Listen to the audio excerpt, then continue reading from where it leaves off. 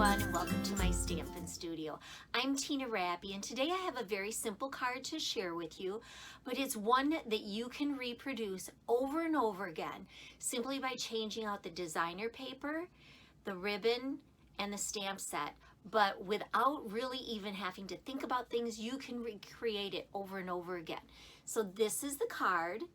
And let's pop on over to the Stampin' Table and we'll get started. We're using some of the Flowers for Every Season Designer Series paper. And this is a 3 by 3 inch piece. And then I just have a piece of Whisper White, and this measures 3 inches by, oh, I don't know, this one's probably about 5 inches. And what I'm going to do is I'm going to set these on top of one another. And I want to make sure that with the print that the flowers are the right side up. So with this one, it's not super critical which way it goes, but I'm going to say like this is probably best. I'm going to line this up along the top edge, and then I'm using the Stitched So Sweetly dies, and I am going to use this largest scallop rectangle. This is going to go right up at the top, okay, so that we have like about a 1 inch spot here where there is no designer paper. I'm going to run this through the Big Shot, and then this is what we end up with, okay? So we have on the designer paper, 3 sides have the scallopy stitched border, and on here, all 4 do, and this is going to get attached right on here. But before I do that, I want to do the stamping, and I'm going to use the stamp set Many Mates. So one thing that I think is so cool about this card, you can use this same exact layout over and over and over again and use some of the different prints from the Flowers for Every Season designer series paper. Swap out the ribbon, and if you use the Many Mates stamp set, which is what I'm using here, you have sentiments for everything. You've got sentiments for the outside, thinking of you, get well, happy birthday, anniversary, celebrate, and you also have sentiments for the inside of your card. I love that. So I'm going to use Memento ink, and we're going to do a birthday card here. And I'm first of all just going to set this up here, and then stamp this down in the white area below, okay, just like that. Now, the reason I wanted to stamp this before I put it on, let's say I got a smudge or something didn't work right, I could turn this around and I have a second shot on it down here, okay, but it turned out just fine. And now we're going to get our adhesive and secure this piece right down on top. There we go. Next, I'm going to use some of the gingham ribbon. And this is the, oh my gosh, I'm just drawing a blank on what color this yellow is.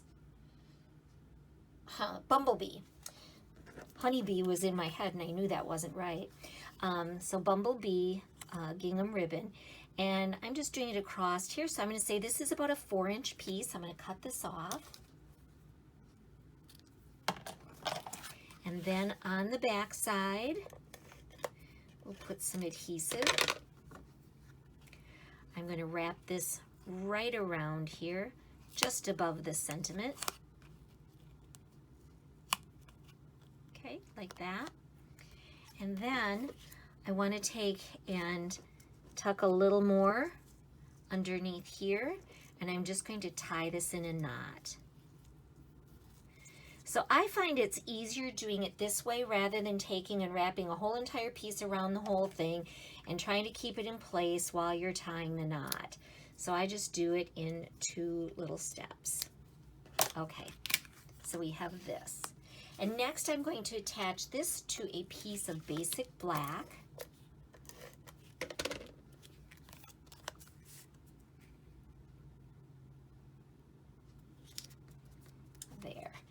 And I think what I want to do now, I just decided this right now, is I want to try and color in those letters. So let me grab.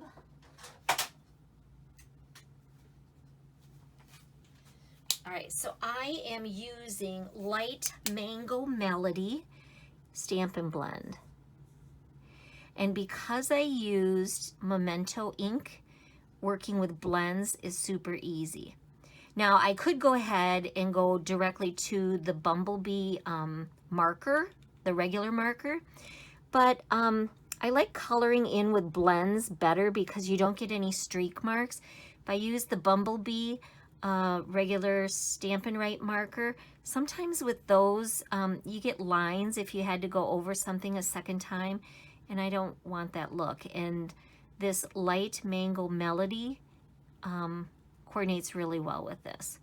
So see, I'm liking that better with the yellow inside. It just makes it pop off more. So let me just finish this up quick. All right, so let me get that stuff out of the way. And next we're going to work on the card base itself. So I have Thick Whisper White, and this is 11 inches by 4 1/4. Down here on the bottom, this is another one of the prints from the Forever Flowers for Every Season. This is going to go down here on the lower edge. And this piece measures 4 inches by 3 inches. You will be able to find all of the measurements and the full supply list on my blog, and that is stampinstudio.com. Okay, so we have this. This is going to go on top, and we're going to pop it up with some dimensionals.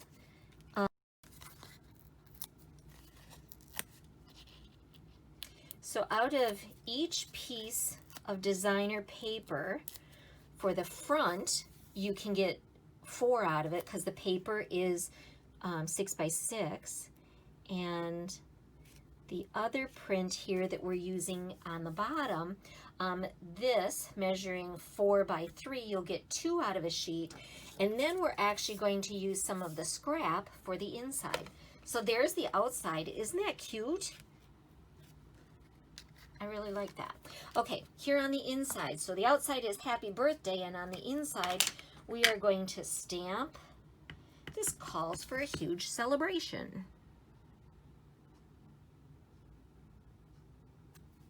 Okay.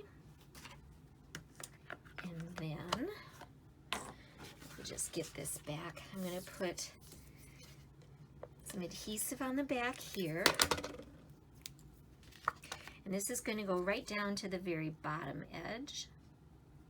And this is about 3/4 of an inch tall and 4 1/4 inches wide. And then I have just the tiniest strip of basic black. It measures about 1/8 of an inch, and again by 4 1/4. Okay.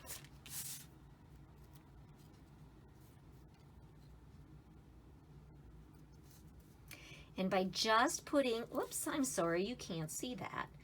So there we go. And by just putting that little band across the bottom edge here, it just really makes it pop. So isn't that cute? So again, using many mates, you've got the outside words, you've got the inside words. You could certainly substitute for any stamp set that you have. This is just one that I've been going to a lot lately because of its versatility. And then again, the Flowers for Every Season Designer Series paper. Pick a ribbon and go with it, and you're good to go. So I hope you were inspired to do some stamping yourself. And if you want to make sure that you don't miss any of my projects, I'd really love it if you would subscribe to my YouTube channel. And you do that by viewing this video on YouTube, and then directly below the video, there is a button that says subscribe. So you just hit subscribe, and there's a little bell there. Click the bell. Every time I post a new video, you'll get notified of it. Also, if you're wanting any products, I'd so appreciate your business. So please shop my store at stampinstudio.com. Thanks for taking a little time out of your day to spend with me in my Stampin' Studio. So until we meet again, enjoy life, stamp something, and eat chocolate. Bye-bye.